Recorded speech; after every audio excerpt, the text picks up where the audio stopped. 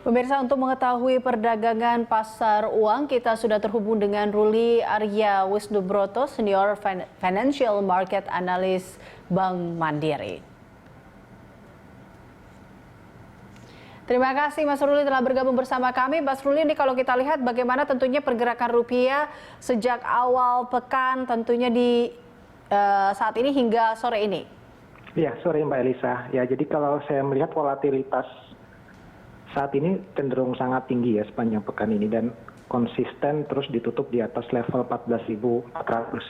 Kemarin memang sedikit menguat ke posisi 14.410 dan hari ini saya melihat masih cukup fluktuatif ya. Tadi sempat terkoreksi ke kisaran 14.450 ya, dan saat ini menjelang sore ini menguat ke posisi 14.401 ya. Jadi pelemahan selama sepekan memang juga dialami oleh beberapa mata uang lainnya terlihat dari kenaikan indeks US dollar yang saat ini berada di kisaran 91,7 sampai dengan 91,9 ya. Jadi volatilitas memang cukup tinggi selama sepekan ini, Mbak Elisa. Oke, baik. Tapi kalau kita lihat beberapa hal-hal yang mempengaruhi rupiah sendiri, seperti apa tentunya pengaruh kebijakan Bank Indonesia dan juga The Fed terhadap rupiah? Kalau kita lihat ya memang ada dua sinyal yang diberikan oleh baik The Fed maupun dari Bank Indonesia ya. Namun secara umum kalau saya melihat belum akan berubah, arah kebijakannya masih tetap akomodatif ya. Dan memang kalau untuk The Fed sendiri arah kebijakan ke depan itu sangat bergantung kepada perkembangan data-data terkini ya.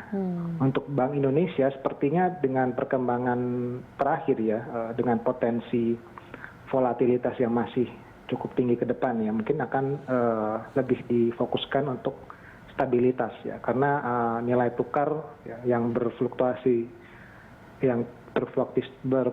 cukup tinggi ini bisa menyebabkan terganggunya pemulihan ekonomi.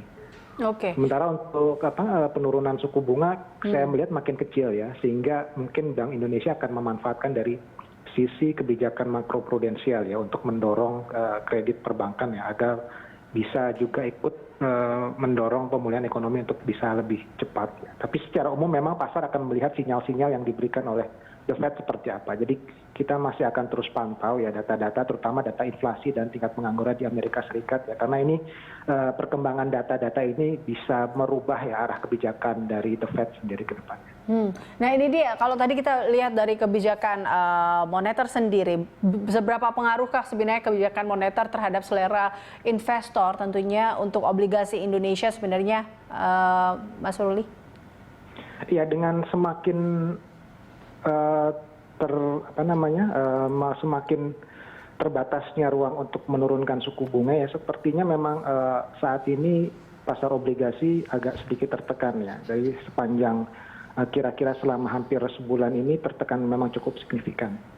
Jadi secara year to date yield itu sudah mengalami kenaikan hampir 90 basis point ya, dari kisaran 5,9 sampai 6% di awal tahun ini.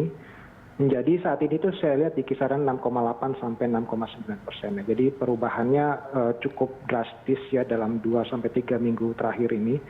Memang mengikuti perkembangan dari US Treasury yang arahnya masih cenderung mengalami kenaikan ya, dan bahkan kalau saya melihat sudah menembus 1,7 ya untuk pertama kalinya selama lebih dari setahun ya. Ini tentu saja terkait dengan spekulasi bahwa pemulihan ekonomi Amerika Serikat itu akan lebih cepat ya, dan akan diiringi dengan inflasi yang akan menyebabkan The Fed itu cepat merubah kebijakan moneternya. Baik. Seperti itu. Baik, terakhir Mas Ruli, bagaimana tentunya prospek rupiah untuk pekan depan? Kira-kira akan bergerak di kisaran berapa dan sentimen apa yang akan berdampak tentunya?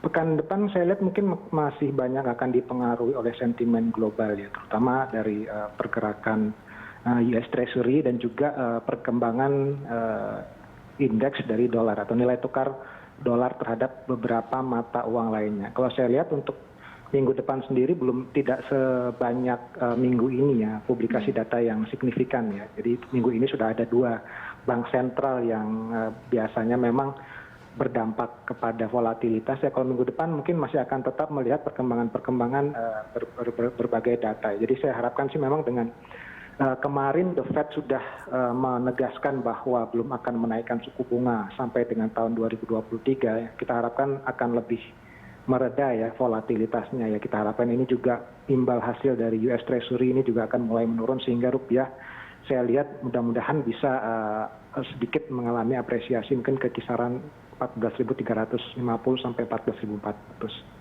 Baik, baik. Terima kasih atas informasi dan juga analisisnya, Mas Ruli. Pemirsa, Ruli Wisnubroto, Senior Financial Market Analyst Bank Mandiri.